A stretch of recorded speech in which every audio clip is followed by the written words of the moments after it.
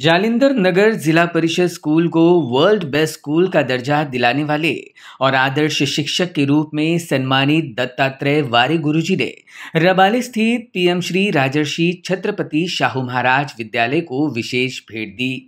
यह वही मनपा की स्कूल है जहां पूर्व महापौर सुधाकर सोनावणे ने अपनी लगन और विजन से शिक्षा में अनोखी क्रांति लाई।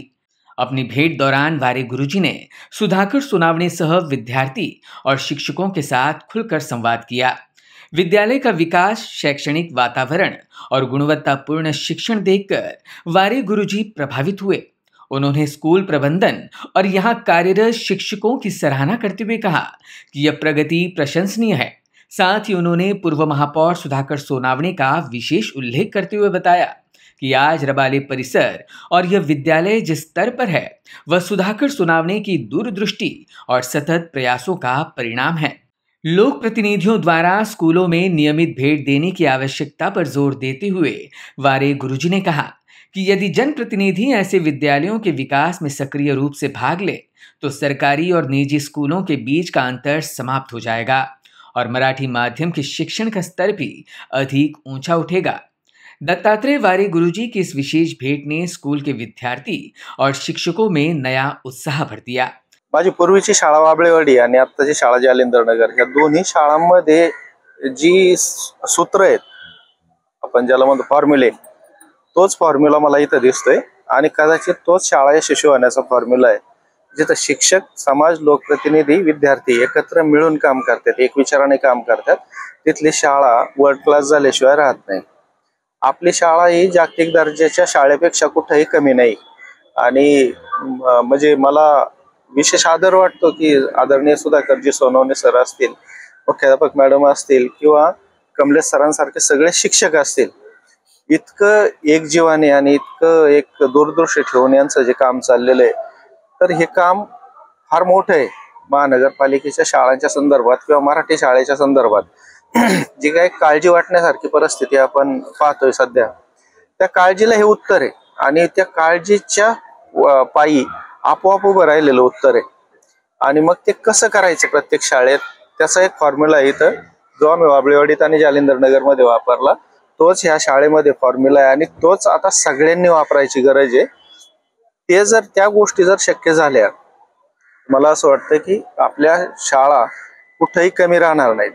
आणि जी एक मी रिक्वेस्ट केली सरांना आता, ती फार महत्वाची गोष्ट आहे की इथली टीम आहे ती डिस्टर्ब नाही आता झाली पाहिजे। ठीक आहे, बदली वगैरे हा अविभाज्य भाग असतो शासकीय सेवेतला, पण आता एक प्रयोगशाळा उभी राहते, तर मग त्या गोष्टींना आपण थोडंसं एक समाज म्हणून पण सगळ्यांनी स्वीकारलं पाहिजे। काम करायला तेवढा वेळ आणि संधी दिली पाहिजे आपण इथं शिक्षकांना आणि सोबत राहिलं पाहिजे सगळ्यांनी शिक्षकांच्या। आणि दुसरी गोष्ट अशी की जगात आता काय चाललंय हे आपण प्रत्यक्ष जाऊन पाहिलं पाहिजे, कारण आपण आपल्या पातळीवर काम करतो, आपल्या अनुभवाप्रमाणेच निर्णय घेतो आणि त्याप्रमाणे आपण ते निर्णय राबवतो, पण जगामध्ये प्रगत देशांमध्ये आता काय चाललंय, त्या शाळा नेमक्या कशा आहेत, आपल्यात आणि त्यांच्यात आता कोणता बदल किंवा फरक राहिलेला आहे, तो फरक आपल्याला कसा भरून काढता येईल, तिथपर्यंत आपल्याला कसं पोहोचता येईल।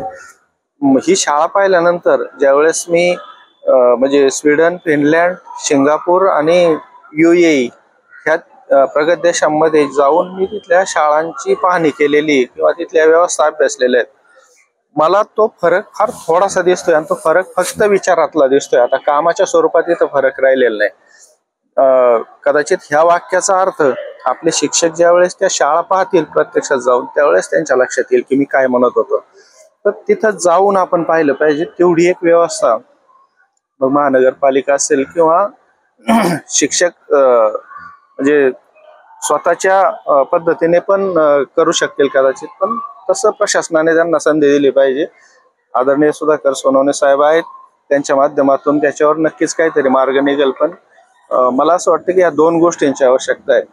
आता शाळा पाहिल्यानंतरची माझी जी पहिली भावना आहे ती ही आहे की ह्या दोन गोष्टींच्यावर आपण काम केलं तर आपण फार झपाट्याने पुढे जाऊ शकतो। खरं तर खूप आनंद होतोय की जिल्हा परिषद शाळांचं संपूर्ण जगामध्ये वर्ल्ड स्कूल म्हणून जो किताब त्यांनी मिळवला आणि महाराष्ट्राची ओळख त्यांनी तिकडे निर्माण करून दिली, तो पुरस्कार स्वीकारून ते जेव्हा इकडे येत होते तेव्हा फक्त आम्ही रिक्वेस्ट केली आहे की ह्या जी आमची शाळा आहे त्या शाळेला व्हिजिट द्या किंवा भेटायला. तर त्यांनी कोणत्याही प्रकारच्या अडथळा न घेता ते त्यांची सगळी कामं बाजूला ठेवून किंवा त्यांची जी आता उपमुख्यमंत्र्यांच्या सोबत त्यांचा सत्कार होणार होता तो सत्काराला न जाता ते अगोदर ह्या शाळेला भेट द्यायला आले. तर याचा तर मला खूप आनंद आहे.